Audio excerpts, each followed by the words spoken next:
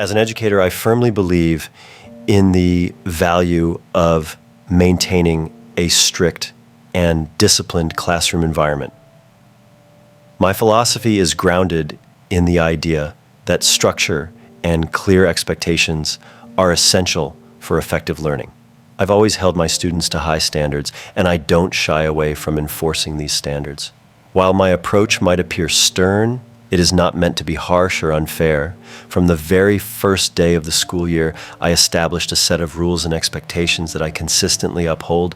Punctuality, respect for others, and a strong work ethic are some of the fundamental values I emphasize.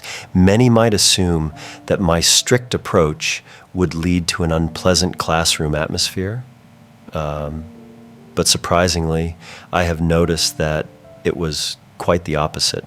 All of my students have shown significant improvement in their academic performance, and whenever that hasn't been the case, I have made it a point to schedule private sessions with the individual students. However, to my utter surprise, one of my most exceptional students has been consistently struggling and falling behind in her grades. Miss YN, I say, taking a seat on my desk and crossing my arms over my chest. I would really appreciate it if you could enlighten me on the reasons behind your recent decline in grades. Miss YN looks down, her hands fidgeting nervously in her lap. I'm sorry, teacher, she begins, her voice barely above a whisper. I've been dealing with some personal issues at home that have been affecting my focus and ability to study. As she opens up about her struggles, I listen attentively, reminding myself of the importance of empathy and understanding in fostering a positive learning environment. I reassured Miss YN as I sat next to her.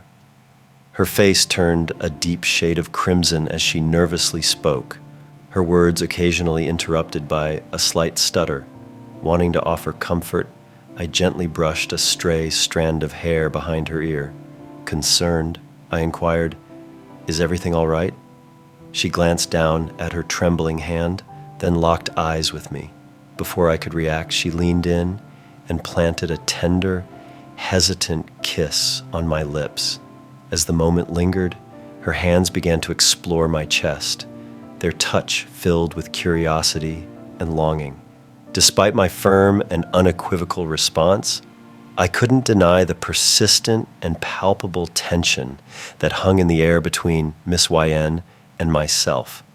The atmosphere in the room was thick with unspoken conflict, and it was evident in the way she nervously bit her lips in my presence. As I observed her, I instinctively loosened my tie ever so slightly, allowing myself a moment to collect my thoughts and regain focus on the gravity of the situation at hand.